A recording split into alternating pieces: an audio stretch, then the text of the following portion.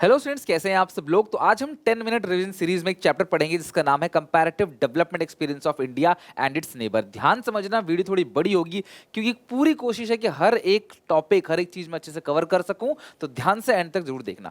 अगर हम बात करें क्लास, इस पूरे चैप्टर हम बात करें क्लास पाकिस्तान की, चाइना की और हमारा प्यारा देश इंडिया की। इन तीनों ने अपने डेवलपमेंट पाथ किस तरीके से चुना, ये तीनों क्लास किस तरीके से लगभग क्लास 1947 1949 से लेकर अब तक क्लास किस तरीके से इन्होंने अपनी जर्नी तय की है, उसके बारे में बात करेंगे। सबसे पहले बात करें क्लास वीपी मेनन, आपको पता होगा सेक्रेटरी थे क्लास गवर्नमेंट ऑफ इंडिया में, सिविल सर्वेंट थे।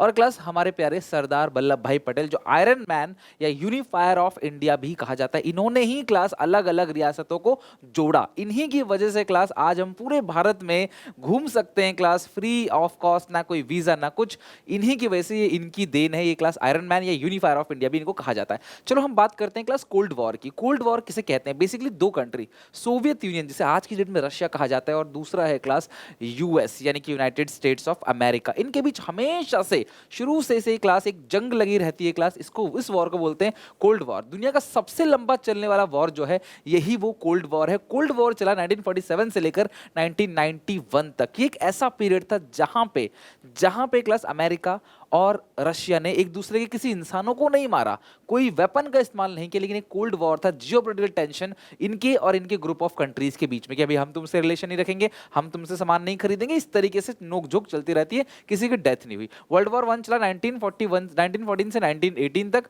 वर्ल्ड वॉर टू चला 1939 से 1945 तक। अगर कोल्ड वॉर की बात करें तो हम यहाँ पे चाइना की भी बात करेंगे, बिकॉज वर्ल्ड वॉर टू में चाइना भी इन्वॉल्व था।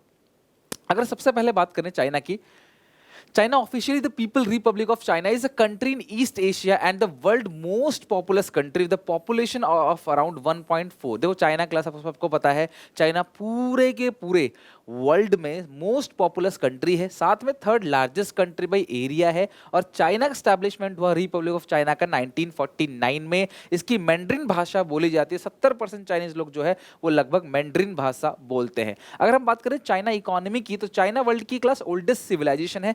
चाइना की इकोनॉमी बहुत हेर फेर हुआ है, just like Indian economy. In China के जो मेन पॉइंट्स है जो आपको याद रखने हैं क्लास, सबसे पहला ग्रेट लीप फॉरवर्ड। 1949 में जब माओ जेडोंग सरकार में आए जीत के, तो इन्होंने क्लास एक लंबी छलांग लगाने के बारे में सोचा। This is called great leap forward. इन्होंने 15 साल के अंदर हम सबको पिछाड़ के आगे निकल जाएंगे। 1958 डेट याद रखना क्लास, ये डेट बहुत इंपॉर्टेंट है। इन्होंने बोला चाइना की इकोनॉमी को मॉडर्नाइज कर देंगे। इन्होंने बोला कि जितने भी क्लास एग्रीकल्चर लोग कर रहे हैं उनको बोला कि मॉडर्न टेक्नोलॉजी से एग्रीकल्चर करो। एग्रीकल्चर को पुश किया कि फसल करो, ज्यादा खेती जो है वो करो। और साथ में लोगों को बोला कि भैया आप अपने बैकयार्ड में स्टील प्रोडक्शन करो, कारखाने लगाओ स्टील्स के, छोटा छोटा क्लास भट्टी लगाओ जहां पे स्टील बनाई जा सके। रैपिड प्रोसेस ऑफ इंडस्ट्रियलाइजेशन, यानी इंडस्ट्रियलाइजेशन को रैपिड तरीके से बढ़ाने की इन्होंने क्लास बात करी। लेकिन क्लास यहां पे ये फेल हो गए, क्योंकि क्लास यहां पे इनकी वजह से लगभग 30 से 55, लगभग मान लो आप ऑन एन एवरेज 4 करोड़ लोगों की जान चलेगी। कि इन्होंने क्लास 1947 में एक पेस्ट कंट्रोल एक्ट चलाया था, जिसके अकॉर्डिंग इन्होंने क्लास मक्खी, मच्छर, चूहे और चिड़िया, बुरैया, स्पैरो, उनको खत्म कर दो बुरी तरीके से, क्योंकि फसल को बर्बाद कर देते हैं। चिड़ियाओं को इतना मारा कि चिड़ियाओं की संख्या गायब हो गई क्लास। और टिड्डी जो क्लास जिनको बोलते हैं ग्रास ऊपर, उनकी तादाद इतनी बढ़ गई कि एक साथ फसल को आके चर के चले जाते थे। लोगों को खाने को नहीं मिलता था, भूखे पेट रह रह के मर जाते थे लोग। लगभग 4 करोड़, ये बहुत बड़ा फिगर है क्लास। यूपी की आबादी लगभग 20-21 करोड़ है और 4 करोड़ लोग अकेले चाइना के अंदर क्लास मर जाते हैं due to this famine, right. तो बहुत बड़ा फेमाइन है जो क्लास हिस्ट्री में हमेशा यादगार रहता है। बट कभी चाइना में बात इसकी नहीं होती, क्योंकि चाइना में इतना फ्रीडम है ही नहीं। तो उन्होंने बोला क्लास इंडस्ट्रीज को डेवलप करेंगे, लोगों को इंकरेज किया। रूरल एरिया में कम्यून बना दिए। कम्यून का मतलब क्या है? सारी जमीन इकट्ठा करके आपको दे दी है, आप सारे मिलके खेतीबाड़ी करो, कलेक्टिवाइजेशन, मिलके खेतीबाड़ी करो। 26,000 कम्यून कवर हुए, जिसने क्लास पूरा का पूरा फार्म पॉपुलेशन कवर कर लिया। जीएलएफ कैंपेन ने क्लास बहुत सारी प्रॉब्लम झेली, जैसे due to class exhaustion, starvation, torture, force labour और सुसाइड आउट ऑफ डिप्रेशन, खाने को नहीं मिलता था लोग। सेकंड है great political cultural revolution. Cultural revolution में माओ जेडोंग ने एक बुक पब्लिश करी, इसका नाम था रेड बुक। इस बुक में इन्होंने अपनी आइडियोलॉजी लिखी और लोगों को बोला कि भाई जो है यही सच है। लोग आंख बंद करके इन पे बिलीव करते थे क्लास, और मारने पीटने पे आ जाते अगर कोई इस बुक को नहीं मानता। तो मतलब ये अंधभक्त की तरह थे कि भैया जितनी भी चीजें इसके अंदर लिखी हैं दैट्स रियली ट्रू, और यही है, यही माओ जेडोंग सही है। आप हमारे कल्चर के साथ खिलवाड़ करो। अपोजिशन को बुरी तरीके से लोग धोते थे, कॉलेज यूनिवर्सिटी में जाके हड़ताल करते थे और क्लास टीचरों को मारा पीटा करते थे कि भाई जो माओ जेडोंग ने कहा वो सही है। ये रिवॉल्यूशन था क्लास, कल्चरल रेवोल्यूशन। तीसरा रिफॉर्म्स। चाइना ने 1978 में रिफॉर्म्स को इंट्रोड्यूस किया। 1978 में माओ जेडोंग जा चुके थे, उनकी डेथ हो चुकी थी। चाइना ने रिफॉर्म्स इंट्रोड्यूस किया। रिफॉर्म्स के अंदर इन्होंने क्या किया, शुरू में इस रिफॉर्म्स को एग्रीकल्चर, फॉरेन ट्रेड और इन्वेस्टमेंट में लगाया। बाद में क्लास इसमें जो कम्यून लैंड थे उसको छोटे छोटे प्लॉट बांट के इंडिविजुअल लोगों को प्लॉट दे दिया और बोला आप खेती बाड़ी करो, बट ओनरशिप स्टिल उन्होंने अपने हाथ में रखी। लेटर फेज में इन्होंने क्लास इंडस्ट्रियल सेक्टर में रिफॉर्म्स किया, पहले एग्रीकल्चर और फॉरेन ट्रेड में, दूसरा क्लास इंडस्ट्रियल सेक्टर में। प्राइवेट सेक्टर को कंपटीशन के लिए ओपन कर दिया गया क्लास, सरकारी कंपनियों ने कंपटीशन देना चालू किया, प्राइवेट कंपनीज को लाइसेंस उनको दिया जाने लगा। फोर्थ है क्लास डुअल प्राइसिंग सिस्टम, इन्होंने दो प्राइस सेट किया।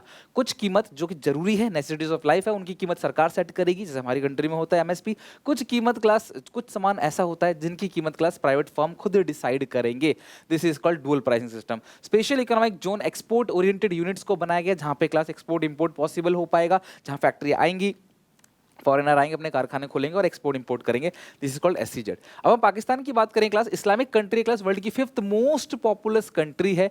14 अगस्त 1947 को हमने क्लास इंडिया से उनको आज़ादी मिली क्लास। इन्होंने बोला कि हम अलग हो जाएंगे, हम आपके साथ नहीं रहेंगे due to various reason, Mohammad Ali Jinnah की वजह से, खैर वो एक अलग बात है।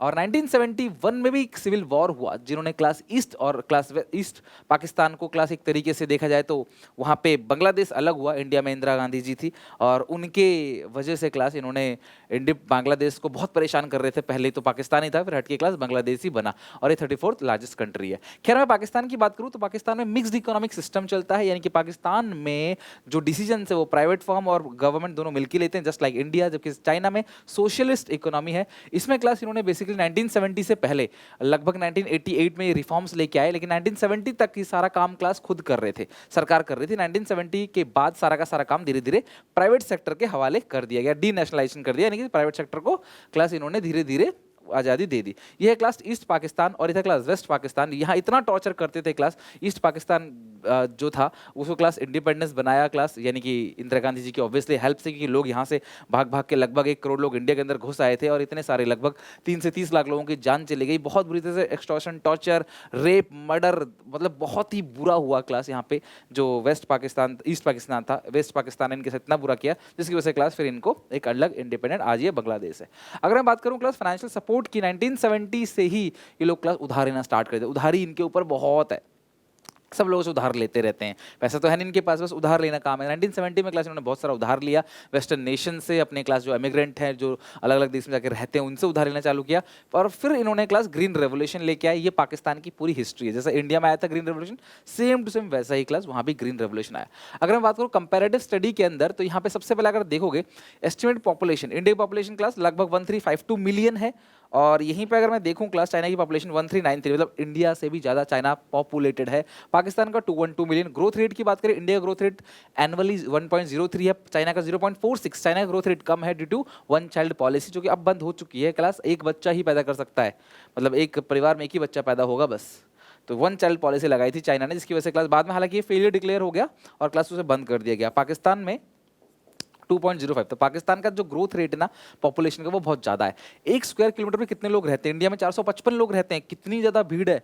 उसी जगह पे क्लास चाइना में 148 रहते हैं, पाकिस्तान में जस्ट 275। सेक्स रेशियो, हर 1000 मेल पे कितनी फीमेल है? 1000 मेल पे सिर्फ 924 फीमेल है, जो कि ये बहुत खराब रेशियो है। इससे अच्छा क्लास चाइना पाकिस्तान का 943 और चाइना का 949 फीमेल्स पर 1000 मेल्स। फर्टिलिटी रेट, एक महिला यानी एक माता कितने बच्चे जन्म दे सकती है क्लास? इंडिया में 2.2 है ऑन एन एवरेज, चाइना का और कम है 1.7, जबकि पाकिस्तान में बहुत ज़्यादा। पाकिस्तान की फैमिली बड़ी होती है क्लास, जिसकी वजह से 3.6 है। अर्बनाइजेशन की बात करें तो 34% एरिया इंडिया का अर्बनाइज है, जबकि चाइना में 59, पाकिस्तान में 37। जीडीपी ग्रोथ रेट की बात करें, इंडिया, चाइना, पाकिस्तान, यहाँ पे ग्रोथ रेट देखो क्लास, इंडिया ग्रोथ रेट 5.7 से 7.3 हो गया, जबकि चाइना का डिक्लाइन हो गया। इवन क्लास पाकिस्तान का भी ग्रोथ रेट डिक्लाइन हो गया। जीडीपी ग्रोथ रेट अगर बढ़ रहा है, इसमें इट मींस कि क्लास कंट्री अच्छा चल रहा है, इनकम बढ़ रही है, प्रोडक्शन बढ़ रहा है। घट रहा है तो क्लास यहाँ पे कहीं ना कहीं कंट्री के अंदर प्रोडक्शन कम हो रहा है। परचेसिंग पावर पैरिटी एक ऐसा कॉन्सेप्ट जहाँ पे अगर मुझे इंडिया में 17 रुपए का एक बर्गर मिलता है, तो सेम बर्गर मुझे यूएस में $1 का मिलेगा। तो आज मेरे पास यहाँ पे जो पैसा है, मैं उस परचेसिंग पावर से यूएस में जाके कितना खरीद सकता हूं, इस रेट को कहते हैं क्लास परचेसिंग पावर पैरिटी। ये तब यूज किया जाता है एक कंट्री की जीडीपी को किसी दूसरी कंट्री की जीडीपी से कंपेयर करना होता है, तो एक्सचेंज रेट से नहीं करते क्लास, परचेसिंग पावर पैरिटी से करते हैं। एक बर्गर यहाँ पे $3.57 का है और ये 2 पाउंड का है, तो इसके बीच में एक कंपैरिजन का रेट बनेगा, इसको बोलते हैं क्लास परचेसिंग पावर पैरिटी, जबकि एक्सचेंज रेट से इसका कोई लेना देना नहीं है। अगर हम बात करें वर्ल्ड की करेंसी से कंपेयर करने के लिए पीपीपी बनाया जाता है, और इंडिया में क्लास जो $1 है वो 23 रुपए 24 पैसा, यानी कि $1 की जो वैल्यू है पीपीपी में वो 23 रुपए 24 पैसा है। मतलब अगर मैं इंडिया में 23 रुपए कमाता हूं तो सेम लिविंग स्टैंडर्ड मुझे गुजारने के लिए यूएस में मुझे $1 कमाना पड़ेगा। मतलब 23 रुपए का अगर मैं एक बर्गर खा सकता हूँ इंडिया में, तो यूएस में मुझे सिर्फ $1 लगेगा। और इस एक्सचेंज रेट को वर्ल्ड बैंक डिसाइड करती है, और ये क्लास डेटा जो है 2021 का है।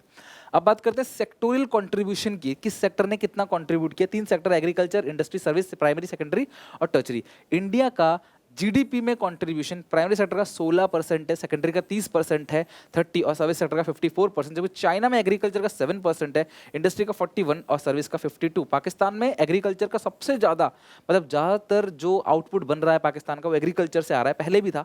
19% इंडस्ट्री और 57% जो है सर्विस सेक्टर है। अब यही बात करें वर्कफोर्स, कितने लोग डिपेंड हैं किस सेक्टर पे, तो एग्रीकल्चर सेक्टर पे इंडिया में 43% लोग, मतलब 43% लोग काम करते हैं खेती बाड़ी का, और आउटपुट आता है सिर्फ 16%।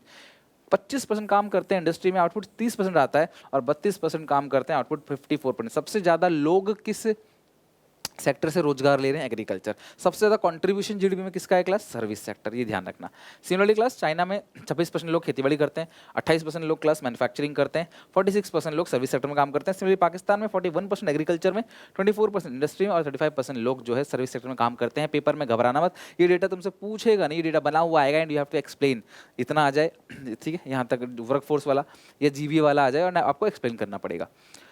किसी भी एक कंट्री में सब कुछ अच्छा चल रहा है कि नहीं, उनके living standard, long and healthy life, knowledge, ये सारी चीज़ें अच्छी चल रही हैं कि नहीं चल रही, उसको जानने के लिए क्लास एक टर्म दिया गया that is called HDI, human development index. किसी भी कंट्री में अगर इसकी रैंकिंग क्लास होती है 1 2 3 4, जिसकी रैंकिंग कम है वो सबसे अच्छा, जिसकी रैंकिंग बड़ी है वो क्लास खराब कंट्री है। इसकी नंबरिंग दी जाती है 0 to 1, जिसका 0 है वो कंट्री अच्छी नहीं है, जिसका 1 है वो कंट्री अच्छी है। हालांकि 1 तो किसी को मिलता नहीं, but human development index basically इन सब पॉइंट्स पे डिपेंड करता है। सबसे पहला ह्यूमन डेवलपमेंट इंडेक्स की वैल्यू, इंडिया का 0.645, चाइना का 0.761, पाकिस्तान का 0.557।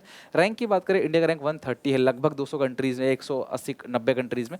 चाइना का 87 है, चाइना का रैंक फिर भी अच्छी है, पाकिस्तान का और खराब है। लाइफ एक्सपेक्टेंसी एट बर्थ, कितने साल जिंदा रहता है ऑन एवरेज, इंडिया में 69.7 और चाइना में 76.9 और पाकिस्तान में 67.3। Mean year of schooling, on an average कितने साल आप स्कूल जाते हो, तो 15 साल से ऊपर के, तो 6.5 ईयर्स, 8.1 और ये 5.2। तो यहाँ भी चाइना अच्छा परफॉर्म कर रहा है। जो जीएनपी है वो 6681 है पर पर्सन, और ये 16057 जो कि बहुत ज़्यादा है चाइना का जीएनपी पर, जो ग्रॉस नेशनल प्रोडक्ट है पर पर्सन का। इन्फेंट मॉर्टलिटी रेट की बात करें तो कितने बच्चों के 1000 में से कितने बच्चों को डेथ हो जाती है, तो 29 की डेथ हो जाती है इंडिया में, चाइना में 7 की, जबकि पाकिस्तान में 57 की। मैटरनल मॉर्टल रेट, महिलाएं जो बच्चे पैदा करती हैं क्लास साल, 1 लाख महिलाओं में से, सॉरी 1 लाख बच्चे पैदा जब होते हैं तो 1 लाख में से 133 महिलाएं मर जाती हैं। 1 लाख बच्चे पैदा हुए तो उनमें 133 जो मदर्स हैं उनकी डेथ हो जाती है क्रिटिकल प्रॉब्लम की वजह से। चाइना में जस्ट 29 है जो कि बहुत कम है, पाकिस्तान में 140 जो कि बहुत ज़्यादा है। अगर मैं कंक्लूजन की बात करूँ तो तीनों सेम रास्ते में आए डेवलपमेंट में, यहाँ थोड़ा ध्यान समझना, तीनों सेम रास्ते में निकल के आए। जबकि चाइना को आज़ादी थोड़ा सा लेट मिला 1949 में, हमें मिल गई क्लास 1947 में, और पाकिस्तान को भी ऑब्वियसली उसी टाइम पे ही। तो इंडिया की बात करें, इंडिया मॉडरेट परफॉर्म कर रहा है, सॉरी हर जगह पे आप देखोगे ना तो इंडिया जो परफॉर्म कर रहा है ना वो मॉडरेटली परफॉर्म कर रहा है। इंडिया हर जगह बीच में है, मतलब पाकिस्तान से आगे और चाइना से पीछे, लेकिन अभी भी इंडिया एग्रीकल्चर पे बहुत ज़्यादा डिपेंड है, ज़्यादातर लोग एग्रीकल्चर पे काम करते हैं। Many parts of the country is lacking lack of infrastructure, country में इंफ्रास्ट्रक्चर अच्छा नहीं है अभी भी। कंट्री में क्लास लोगों का लिविंग स्टैंडर्ड, गरीबी रेखा से नीचे बहुत सारे लोग हैं, उसको बढ़ाने की जरूरत है। ये ओवरऑल क्लास इंडिया है, आज भी बहुत सारे लोग गरीबी रेखा से नीचे हैं, 1/4 लगभग। पाकिस्तान की बात करें, पॉलिटिकल इंस्टेबिलिटी, सरकार टिकती ही नहीं है, कोई सरकार 5 साल पूरा ही नहीं कर पाती, उससे पहले गायब हो जाते हैं लोग। तो पॉलिटिकल इंस्टेबिलिटी, रेमिटेंस पे बहुत ज़्यादा डिपेंड होना, बहुत ज़्यादा एग्रीकल्चर पे डिपेंड होना, और पास्ट में देखा जाए तो क्लास इन्होंने बहुत सारे लोन्स वगैरह ले रखे हैं, और जिसकी वजह से क्लास इस कंट्री में बहुत सारी इंस्टेबिलिटी भी है। और ऊपर से इस कंट्री में मिलिट्री कंट्रोल ज़्यादा है, सरकार का कम, मिलिट्री का ज़्यादा कंट्रोल है, आए दिन अटैक करते रहते हैं वहाँ। तो मैंने मैक्रो इकोनॉमिक इंडिकेटर में अभी शो कर रहा है, पहले सारी प्रॉब्लम थी बट अब पाकिस्तान अच्छा खासा ग्रोथ कर रहा है। चाइना की बात करें क्लास, पॉलिटिकल फ्रीडम बहुत कम है, और पॉलिटिकल फ्रीडम कम होने की वजह से क्लास जो ह्यूमन राइट्स हैं वो एक मेजर कंसर्न है। जबकि लास्ट 3 डिकेड्स में इन्होंने मार्केट सिस्टम को फॉलो किया है, चाइना मार्केट सिस्टम को धीरे धीरे यूज कर रहा है, यानी कि अब वो प्रोड्यूसर के हिसाब से बना रहा है। हालांकि पहले सोशलिस्टिक इकोनॉमी थी और कलेक्टिव ओनरशिप लैंड की अपने पास रखता है क्लास, और लोगों को कहीं ना कहीं जमीन बांटा जाता है कि वो काम करें, टैक्सेस पे करें, बट ओनरशिप हमारे पास रहेगी। Public intervention in providing social infrastructure और ब्रॉट पॉजिटिव रिजल्ट। सीधी सी बात है क्लास, इन्होंने एजुकेशन और हेल्थ पे बहुत काम किया शुरू से ही, जिसकी वजह से क्लास चाइना आज बहुत ज़्यादा आगे निकल चुका है। इवन इन्होंने एग्रीकल्चर, इंडस्ट्रियल सेक्टर और फॉरेन ट्रेड सब में आए रिफॉर्म्स लेके 1988 में रिफॉर्म्स लाया पाकिस्तान, 1978 में लाया चाइना, 1991 में इंडिया ले गया। डेट ध्यान रखना, जीएलएफ 1955। अब आप मुझे कल्चरल रेवोल्यूशन का डेट कमेंट में मेंशन करो, राइट। तो इसके साथ क्लास इन्होंने यहाँ पे ख़त्म किया, चैप्टर पूरा का पूरा डन। और इंडिया ने एक गलती की, वो रिफॉर्म्स एग्रीकल्चर में लेके नहीं आए, बस इंडस्ट्रियल सर्विस सेक्टर में लेके आए। खैर ये चैप्टर हमने खत्म कर लिया, उम्मीद है बहुत कुछ समझ आया होगा आपको। बिफोर एग्जाम एक डिटेल रिवीजन आपके साथ लेके आऊँगा, पूरा का पूरा वन शॉट चैप्टर, थोड़ी बड़ी होगी डिटेल में। यहाँ मैंने कोशिश करी क्लास 10-15 मिनट में खत्म करने की चैप्टर। उम्मीद है आपको समझ आएगा। अच्छा लगा तो लाइक करना, शेयर करना इस वीडियो को अपने सारे के सारे दोस्तों में। मिलते हैं नेक्स्ट क्लास में, तो take care, bye bye, God bless you.